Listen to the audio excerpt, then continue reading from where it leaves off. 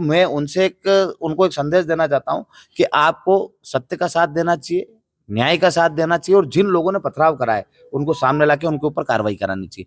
दूसरी बात, हमारी जितने भी हमारे संगठन है, सेनाएं हैं, उनका कभी कभी भी ऐसा रुख नहीं रहा है कि वो किसी की धार्मिक भावनाओं को ठेस पहुंचाए या उनकी कोई व्यवस्थाओं को ठेस पहुंचाए।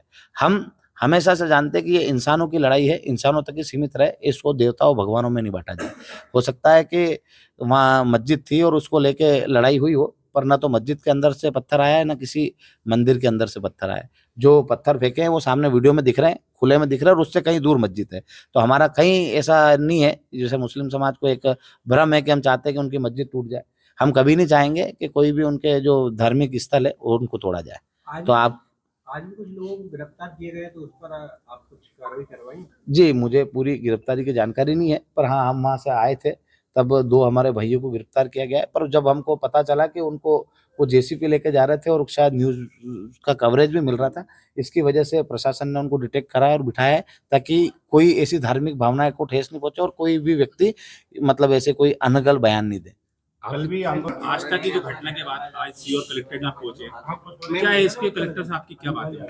हमारी कलेक्टर साहब और एसपी साहब से करीबन 1 घंटे चर्चा चली। उसमें हमने सारी चीज़ों पे विस्तृत रूप से चर्चा करी और जो भी वीडियो में पत्थर मारते हुए लोग दिख रहे हैं, उनके बारे में भी बात हुई। तो 10 लोगों को तो गिरफ्तार कर लिया और बाकी जो भी लोग जो पत्थर मारते हुए दिख रहे हैं, उनकी संख्या भी गिनी जाएगी और जो भी लोग पत्थर मार रहे हैं उस भीड़ में, उन सभी लोगों को जल्द से जल्द प्रशासन गिरफ्तार करेगा और उन पे कठोरतम कार्रवाई करेगा।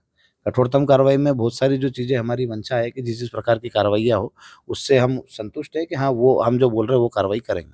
दूसरी बात, कुछ अवैध घुमटियों के बारे में भी बार-बार वहाँ के हमारे जो ग्रामीण लोग हैं, मतलब शहरी लोग हैं, वो बोल रहे थे, तो 1-2 घुमटियाँ पहले हटा दी गई है।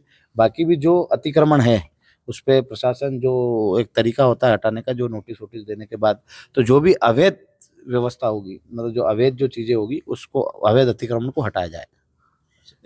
मीटिंग करी और उन्होंने ये बोला कि मैं तो ये बोलना चाहता हूँ कि जो पक्ष लड़ाई करता है, जो पक्ष हमला करता है, उसी को गिरफ्तार किया जाता है। जो अपने आप को मतलब बचाता है या अपनी आत्मरक्षा में उन्हीं पत्थरों को उठा के वापस से फेंकता है, जब पुलिस खुद खड़ी है और फोर्स कम होने की वजह से उनने भी पत्थर खाने की वजह से पीछे पाँव दिए हैं।